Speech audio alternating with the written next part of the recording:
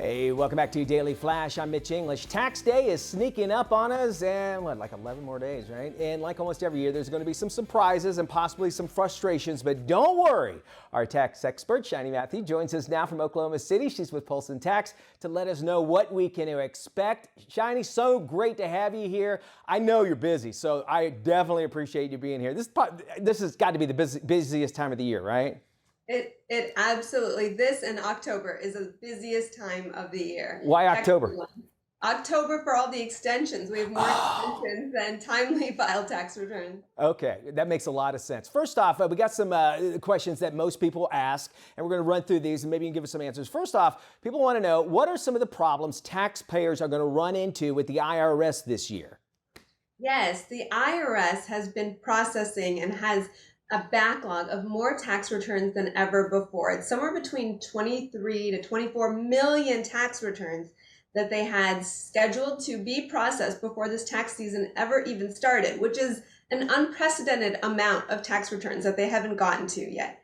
So many people are still waiting on refunds, and so make sure you file timely this year if you want to get your refund on time, and also make sure you e-file your tax return, because the IRS has this insane paper process where they manually input by individual keystroke everything on a paper tax return. Wow. And it goes to a dozen people before it's ever processed. I have taxpayers who filed a paper tax return for their 2020, 2019 tax returns and 2020 tax returns who've been waiting 2 years for that paper tax return to be processed. Wow. It goes to show you how much things have changed. From paper was the way to go, but now it's e-filing just the way to do it. And so much easier, too. All right, I need you to give us some good tips. Our viewers want to know what we can expect this tax season as far as the whole process.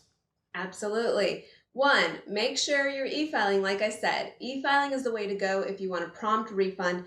The IRS is planning on still issuing those refunds on time for the people who are e-filing, on time being in about 21 days after you file the tax return. The IRS is also issuing refunds for people who didn't get their stimulus checks. So if you didn't get one of those economic relief payments or American Recovery Rebate Credit, you can claim it on the tax return and get it as a refund. It'll also decrease the amount that you owe if you owe taxes, if you're entitled to that economic stimulus payment. All right. Sorry, go ahead. Well, I was going to say, I got a piece of paper saying, hey, you got paid this amount of money. Do I need to put that on there, that I received it? Exactly. Okay. If you got a piece of paper that says you got this amount of money from the government for an economic stimulus payment, that is the amount that you should be listing on your tax return saying you received it. Because otherwise, a lot of these tax software programs are defaulting to giving the people that rebate or that refund or that credit. And so you're reducing your tax liability or getting it as a refund, and that's wrong. I just looked at someone's tax return the other day. They had told their tax preparer that they had gotten the credit, that they had gotten the stimulus check, but still that credit was on their tax return and it was wrong. And what will happen is that the government, the IRS, is going to send you a notice saying your tax return's wrong. You not only owe that refund back, but you also owe potentially penalties and interest on it. Well, yeah, they're not playing around, it sounds like. All right, what should taxpayers do if the amount that they owe, if they're unable to actually pay it by the April 18th? Yes.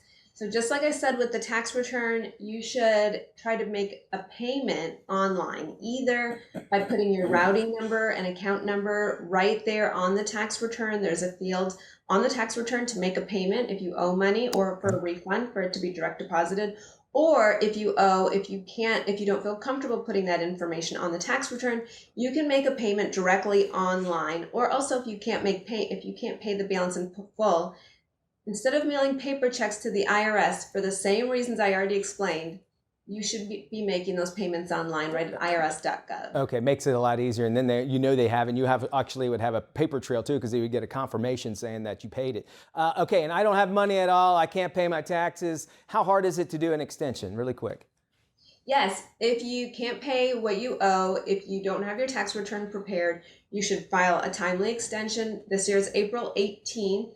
The day you should be filing your tax return. There's a form online if you don't have a tax preparer. Fill out that form, You can mail it in. I would, that's a paper form that as long as you can show you mailed it by the day, you're good. All right, Shiny Matthew, thank you so much for joining us. We'll let you get back to work because we know you're busy. We're going to put this video on our website if you want to refer to it. Just go to dailyflashshow.com.